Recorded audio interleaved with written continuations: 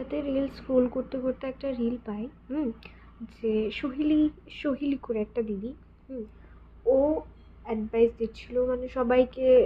এত মানে এত ভালো লেগেছে না ভিডিওটা।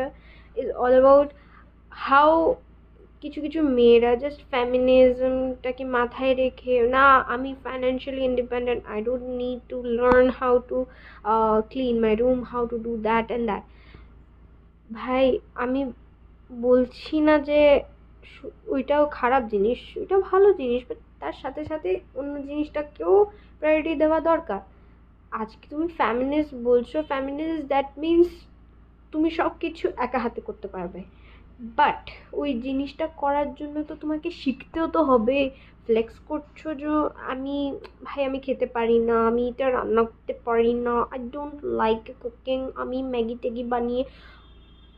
যে শৈলী দিদি ছিল, টু বি অনেস্ট, ও একটা মানে আমাকে দেখে তো মনে হলো ও মানে হাউসওয়াইফ, মানে হাউসওয়াইফও না, মানে একটা বউ, আমাদের থেকে অনেক এজে বড়, আমি পুরো ইয়াং মেয়ে।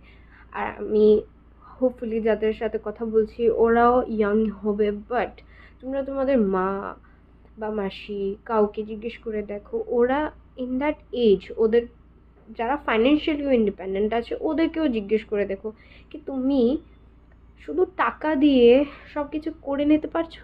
না, পারবেন না। আমার মা আমাকে শিখিয়েছে যে রান্না বান্না করা ইজ আ স্কিল, এটা স্কিল, এটাকে শেখা। যেভাবে তুমি পড়াশোনার জন্য এবিসিডি শিখছো, ওইটা না করলে তুমি পড়তে পারবে না, তোমাকে পড়াশোনা করতে হচ্ছে, না হলে তুমি চাকরি করতে পারবে না। সেম ওইভাবে